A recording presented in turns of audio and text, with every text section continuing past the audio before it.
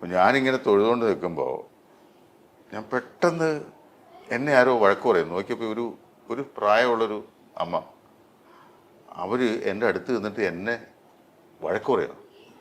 എന്തൊക്കെയോ പറയാ വിളിച്ച്. ആ പെണ്ണിനെ ദ്രോഹിക്കുന്നത് നിനക്ക്, ദ്രോഹിച്ചിട്ട് ഇവിടെ വന്ന് പ്രാർത്ഥിച്ചത് നിനക്ക് മോശം കിട്ടൂടാ, അങ്ങനെയാണോ ഇങ്ങനെയാണെന്ന് എന്തൊക്കെയോ പറയുന്നു. ഞാൻ കണ്ണു തുറന്ന് നോക്കിയപ്പോൾ ഇവരിങ്ങനെയൊന്ന് വഴക്ക് പറയാ. ഞാൻ ഇങ്ങനെ ഇങ്ങോട്ട് തൊഴുതുകൊണ്ട് ഞാൻ ഇങ്ങോട്ടായിട്ട് ഞാൻ പറഞ്ഞു, അമ്മച്ചി ഞാനൊന്ന് തൊഴുതോട്ടെ എന്നത്. അവനെ നിന്നെ തൊഴാൻ സമ്മതിക്കുന്നുണ്ടെന്ന് അടിക്കാനൊക്കെ വരുവരും. ഞാൻ നോക്കുമ്പോ ഈ ചുറ്റുപാട് നിൽക്കുന്ന ആൾക്കാര് ചിരിച്ചുകൊണ്ട് നിൽക്കുക. ഇവരാരും ഒന്ന് പിടിച്ചു മാറ്റുന്നു, ഒന്ന് ചുമ്മാ ഇരിക്കുക എന്ന് പറയുന്നില്ല. എല്ലാരും നോക്കി ചിരിച്ചു. കാരണം അവർക്കറിയാം ഇവരെന്തുകൊണ്ടാണ് പറയുന്നതെന്ന് അറിയാം. അവസാനം ഞാൻ അവരെ തൊഴുതിട്ട് ഞാൻ ഓടി, അല്ലെങ്കിൽ എന്നെ അടിക്കുമോ. അത്രയ്ക്ക് ഒരു വല്ലാത്തൊരു എഫക്റ്റ് ആയിരുന്നു. കാരണം നമ്മൾ സത്യം പറഞ്ഞ ഈ വില്ലൻ ക്യാരക്ടർ ചെയ്യുമ്പോൾ ഒരുപാട് ശാപങ്ങളൊക്കെ ഏറ്റുവാങ്ങും. അത് ആ ശാപങ്ങൾ ഇല്ലാതാക്കാൻ നമ്മൾ അമ്പലത്തിൽ പോയി പ്രാർത്ഥിക്കും. അതുകൊണ്ടല്ലേ 2 ദിവസം ഭജനയൊക്കെ ഇരിക്കുന്നത്. എന്തായാലും ചേട്ടൻ വില്ലൻ ക്യാരക്ടർ ചെയ്തു, അത് കഴിഞ്ഞിട്ട് നമ്മൾ ക്യാരക്ടർ റോൾസ് ചെയ്യാറുണ്ട് സിനിമയിൽ. ഇപ്പൊ കോമഡി ക്യാരക്ടറാന്ന് പറഞ്ഞല്ലോ, ഇപ്പൊ നമ്മൾ പറഞ്ഞ ആശാൻ സിനിമയിൽ ചെയ്യുന്നത്. അപ്പൊ ചേട്ടന്റെ മുഖം കാണുമ്പോൾ നമുക്ക് പെട്ടെന്നൊന്ന് പേടിയാവും. പക്ഷെ ചിരിച്ചു കഴിയുമ്പോ അങ്ങ് ശരിയാവും, കുഴപ്പമില്ല. ചിരിക്കുമ്പോ നമുക്ക് ആ ഒരു വില്ലൻ ആ ഒരു ഷെയ്ഡ് മാറി വരും. അല്ല, വേറെ കാര്യമുണ്ട്. നമ്മൾ ഈ മുഖം കുറച്ച് റഫായിട്ടുള്ള ആളുകള് എല്ലാരും വില്ലൻ ക്യാരക്ടേഴ്സ് ആണ് കൂടുതലും കൊടുക്കുക. അപ്പോൾ അവർക്ക് വില്ലൻ ക്യാരക്ടേഴ്സ് മാത്രമേ പറ്റുള്ളൂ എന്നൊക്കെ ഉള്ള ഒരു ധാരണയുണ്ട്. പക്ഷെ അവർക്കാണ് ഏറ്റവും നന്നായിട്ട് കോമഡി ചെയ്യാൻ പറ്റുക. പക്ഷെ ഞാൻ ഇതിനു മുമ്പ് കോമഡി ക്യാരക്ടർ ചെയ്തിട്ടുണ്ട്, അത് സക്സസ്ഫുൾ ആയിട്ടുമുണ്ട്. പക്ഷെ എങ്കിലും നമ്മളെ കാണുമ്പോൾ ആൾക്കാർ തരുന്നത് വില്ലൻ വേഷങ്ങളാണ്. ചേട്ടൻ നടന്നു വന്നപ്പോ ഞാൻ ഇച്ചിരി സീരിയസ് ആയി, പക്ഷെ വന്ന് ഇരുന്ന് ചിരിച്ചു കഴിഞ്ഞപ്പോ ഞാൻ കൂളായി, ഓക്കെ ആയി. നേരത്തെ നമ്മൾ പറഞ്ഞല്ലോ തിലകൻ സാറിന് വേണ്ടി ഡബ് ചെയ്തിട്ടുണ്ട് എന്ന്, ആ എക്സ്പീരിയൻസ് ഒന്ന് ഷെയർ ചെയ്യാമോ? അല്ല, അത് ആദ്യമായിട്ട് അച്ഛന് വേണ്ടിയിട്ട് ശബ്ദം കൊടുക്കുന്നത് സീരിയലിലാണ്, പെയ്തൊഴിയാതെ എന്ന് പറയുന്ന സീരിയലിൽ. അതന്ന് അച്ഛൻ ഹോസ്പിറ്റലിൽ കിടക്കുന്ന സമയത്താണ്. ഏകദേശം ഒരു 10 എപ്പിസോഡ് ഞാൻ അദ്ദേഹത്തിന് വേണ്ടി ഡബ് ചെയ്തു. ആ ഡബ് ചെയ്തത് ഞാനും അച്ഛനും കൂടി ഇരുന്നാണ് കാണുന്നത്. അച്ഛനന്ന് ഹോസ്പിറ്റലിൽ അഡ്മിറ്റ് ആയിരുന്നു. ഹോസ്പിറ്റലിലെ ടി വിയിലാണ് ഞങ്ങൾ, ഈ വീക്കിലി ആയതുകൊണ്ട് ഞാൻ പോയി ഡബ് ചെയ്തിട്ട് വന്ന് അച്ഛൻ്റെ കൂടെ നിൽക്കുന്ന ഞാനായിരുന്നു. അപ്പോൾ ആ സമയത്താണ് ടെലികാസ്റ്റ് ചെയ്യുന്നത്. അപ്പോൾ ഞങ്ങൾ ഒന്നിച്ചിരുന്നാണ് കണ്ടത്. പക്ഷെ പുള്ളി അതിനകത്ത് തെറ്റൊന്നും പറഞ്ഞില്ല. അല്ല, പുള്ളി പറഞ്ഞു എന്തിനാ ആവശ്യമില്ലാത്തടത്ത് മൂളലിടണ്ട എന്ന് പറഞ്ഞിട്ടൊരു സംഭവം മാത്രമേ. കാരണം പുള്ളി അങ്ങനെ അധികം ആവശ്യമുള്ളിടത്ത് മാത്രമേ മൂളൽ ഇടാറുള്ളൂ, എല്ലാത്തിടത്തും മൂളൽ ഇടത്തില്ല. കാരണം ഫേസിൽ എക്സ്പ്രഷൻ ഉണ്ടെങ്കിൽ പിന്നെ മൂളും. പക്ഷെ അതിൻ്റെ പോസ്റ്റ് പ്രൊഡക്ഷൻ ഇരുന്ന ആൾക്കാർ, അതായത് എൻ്റെ സുഹൃത്ത് തന്നെയാണ് ബോബൻ സാമുവൽ എന്ന് പറഞ്ഞ ഇപ്പോഴത്തെ സംവിധായകൻ, അദ്ദേഹമാണ് എൻ്റെ അടുത്ത് പറഞ്ഞ അവിടെ ഒരു മൂളൽ ഇട്ടേക്ക്. ഞാൻ പറഞ്ഞു വേണ്ട, ഇല്ല കുഴപ്പമില്ല, നമുക്കത് മിക്സിങ്ങിൽ കളയാം എന്നും പറഞ്ഞ് ഇട്ടതാ. പക്ഷെ അത് പുള്ളിയായി വെച്ച് വിട്ട് ഇത് കറക്റ്റായിട്ട് അച്ഛൻ അത് തന്നെ പിടിച്ചു.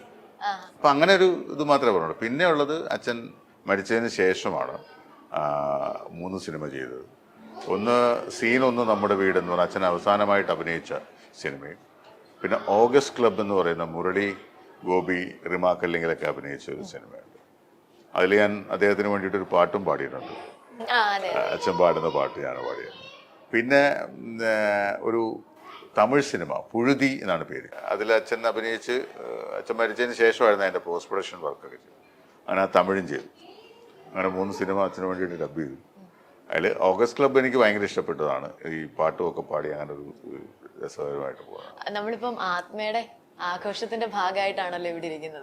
അപ്പം ചേട്ടൻ ആത്മയിൽ എങ്ങനെയാ, ഭയങ്കര ആക്റ്റീവ് ആയിട്ടുള്ള ഒരു മെമ്പർ ആണോ? ഞാൻ ആത്മയിലെ എക്സിക്യൂട്ടീവ് കമ്മിറ്റി മെമ്പർ. ഓക്കെ. അപ്പം ആത്മ ഒരുപാട് പ്രവർത്തനങ്ങൾ ഇപ്പം ചെയ്യുന്നുണ്ട്. തീർച്ചയായിട്ടും. ഇപ്രാവശ്യവും നമ്മളോട് സംസാരിച്ച ആൾക്കാർ ഇൻഷുറൻസിന്റെ കാര്യം പറയുന്നുണ്ടായിരുന്നു, അങ്ങനെ ഒരുപാട് പ്രവർത്തനങ്ങൾ പറയുന്നുണ്ടായിരുന്നു.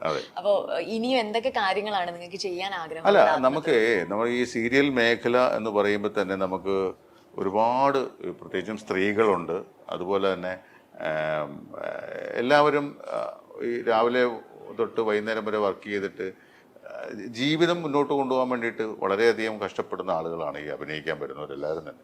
അപ്പോൾ അവർക്ക് കൃത്യമായ അവരുടെ ഒരുപാട്, നമ്മൾ ഈ രാവിലെ 7:30 മണി തൊട്ട് രാത്രി 9 വരെയൊക്കെ വർക്ക് ചെയ്യുമ്പോൾ നമുക്ക് നമ്മുടെ ആരോഗ്യം സംരക്ഷിക്കാനോ നമ്മുടെ ബാക്കി കാര്യങ്ങൾ നോക്കാനൊന്നും സമയം കിട്ടത്തില്ല. കാരണം നമുക്കിത് ഡെയിലിയുള്ള സംഭവങ്ങളല്ല പൊയ്ക്കൊണ്ടിരിക്കുന്നില്ല. അപ്പോൾ ചെയ്തേ പറ്റുള്ളൂ. അപ്പോൾ അങ്ങനെയൊക്കെ വരുമ്പോൾ ഒരുപാട് ആരോഗ്യ പ്രശ്നങ്ങൾ ഈ മേഖലയിലുള്ളവർക്കുണ്ടാകും.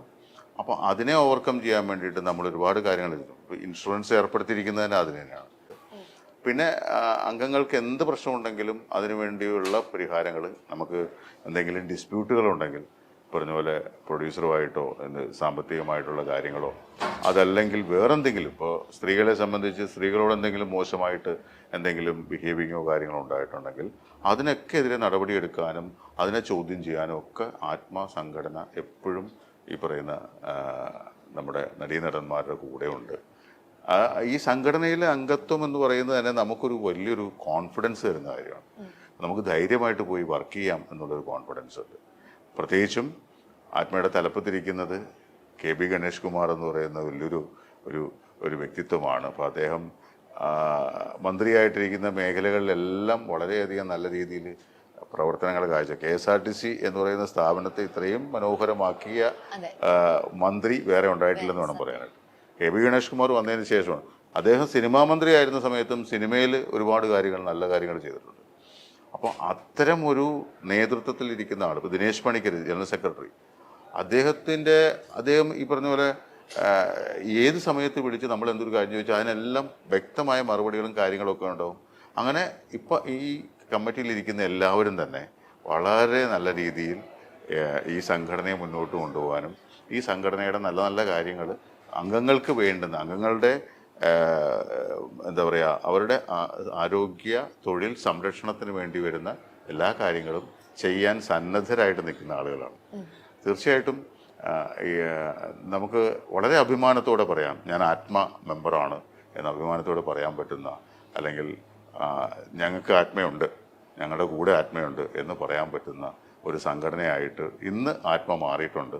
അതുകൊണ്ട് തന്നെയാണ് ഞാനും ഈ ഒരു സ്ഥാനത്ത് ഒരു എക്സിക്യൂട്ടീവ് കമ്മിറ്റി അംഗം എന്ന നിലയിൽ, ഞാൻ ഇതിനു മുമ്പ് ഒരു പ്രാവശ്യം ഇരുന്നിട്ടുണ്ട്.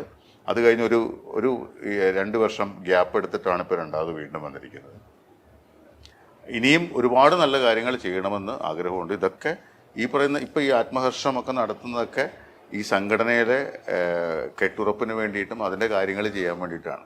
ഇതെല്ലാം ഈ പറയുന്ന മെമ്പേഴ്സിനെല്ലാം ഭയങ്കര സന്തോഷം തരുന്ന കാര്യങ്ങൾ ചെയ്യാൻ വേണ്ടിയിട്ടുള്ള പദ്ധതികൾ ആവിഷ്കരിച്ചുകൊണ്ടിരിക്കുകയാണ്. ഓക്കെ, അമ്മയില് ചേട്ടൻ മെമ്പറാണോ? അമ്മയില് മെമ്പറാണ്. അപ്പം നമ്മുടെ ഷമ്മി ചേട്ടനും അമ്മയും തമ്മിൽ അഭിപ്രായ വ്യത്യാസങ്ങളൊക്കെ ഉണ്ടായിട്ടുണ്ടല്ലോ. അപ്പൊ അത് ചേട്ടനെ ഏതെങ്കിലും തരത്തിൽ അഫക്ട് ചെയ്തിട്ടുണ്ടോ? അല്ല, എന്നെ അഫക്റ്റ് ചെയ്തിട്ടൊന്നുമില്ല. പക്ഷേ ആ സമയത്ത് ഞാനുണ്ടായിരുന്നു. പക്ഷേ ഞാനതിനകത്ത് എനിക്കൊന്നും പറയാനുള്ള ഒരു ഇതില്ല. കാര്യം അത് പുള്ളിയും അമ്മയും തമ്മിലുള്ള പ്രശ്നം മാത്രമാണ്. അപ്പോൾ അതുകൊണ്ട് ഞാൻ അന്നേരം ജോയിൻ ചെയ്തിട്ടേ ഉള്ളായിരുന്നു. അപ്പോൾ എനിക്കതിനകത്ത് ഇതിനകത്ത് എന്തൊക്കെയാണ് പ്രശ്നങ്ങളെന്നൊന്നും എനിക്കറിയില്ല. എനിക്ക് തോന്നുന്നു ഞാൻ ആദ്യമായിട്ട് പങ്കെടുത്ത മീറ്റിങ്ങിൽ വെച്ചിട്ടാണ് ഈ പ്രശ്നം തുടങ്ങുന്നത്. അതായത് അതിന് മുമ്പേ പ്രശ്നങ്ങളുണ്ട്. പുള്ളിയെ പുറത്താക്കുന്ന രീതിയിലേക്കുള്ള കാര്യങ്ങൾ വന്നത് ആ മീറ്റിങ്ങിൽ. അപ്പോൾ അതുകൊണ്ട് എനിക്ക് അതിൻ്റെ ബാക്കി കാര്യങ്ങളൊന്നും എനിക്ക് അറിയാത്തത് കൊണ്ട് എനിക്ക് അതിനെക്കുറിച്ചൊന്നും പറയാൻ പറ്റിയില്ല.